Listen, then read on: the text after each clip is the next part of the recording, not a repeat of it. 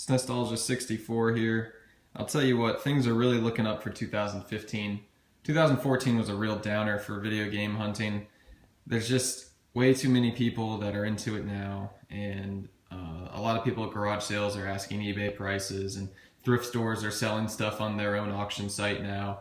So it's just gotten really bad, but this was actually a Craigslist find, and I'd say Craigslist is probably the worst out of all of them.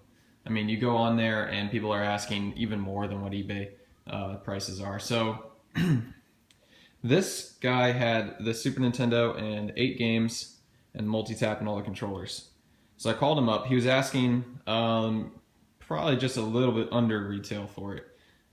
I called him, I negotiated with him a little, talked him down a little bit, and then he also told me that he had an NES in the 3 games and all the controllers, and he said the NES just had like a blinking light. He couldn't get it to work, which I'm sure I'll be able to fix.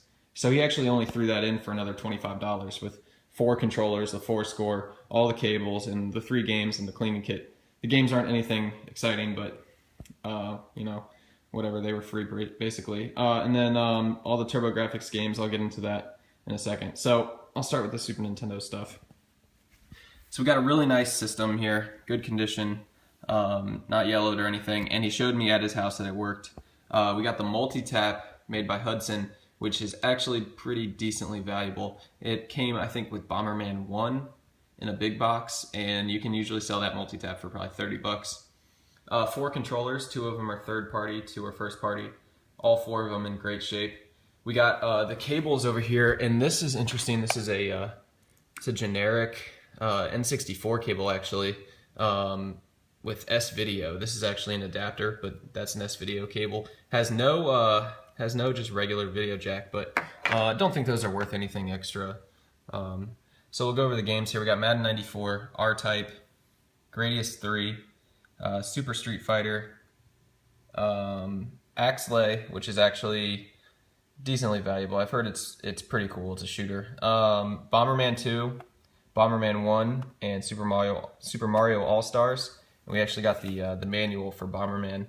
So I think all I'm missing really for the set is the big box, which is actually pretty hard to find. I'll go over to the NES. Another really good condition system. A little dirty, but I can clean it up, but it's not yellowed or cracked or anything. Like I said, he tested it and it wouldn't come up on the screen. It had a gray screen with a blinking light. I've dealt with that many times before. I'm sure I'll be able to fix it. 4 first-party controllers, which is awesome. You can never have enough controllers. A 4 score, which I've actually never found before, and the both first-party adapters. And we got Solar Jetman, Mario Duck Hunt, Bad Dudes, and the cleaning kit, which is actually boxed, which is pretty cool. So for the TurboGrafx stuff, I asked him on the phone if he had anything else after he told me about the NES and the Super Nintendo, and he kind of laughed and he said, "Yeah, I have something that's decently expensive, and I know what it's worth. I've been selling some of it on eBay." He said he had a Turbo Duo and a TurboGrafx 16 and probably 30 games. I went over to his house. He had Bonk 3, he had Cotton for the TurboGrafx CD.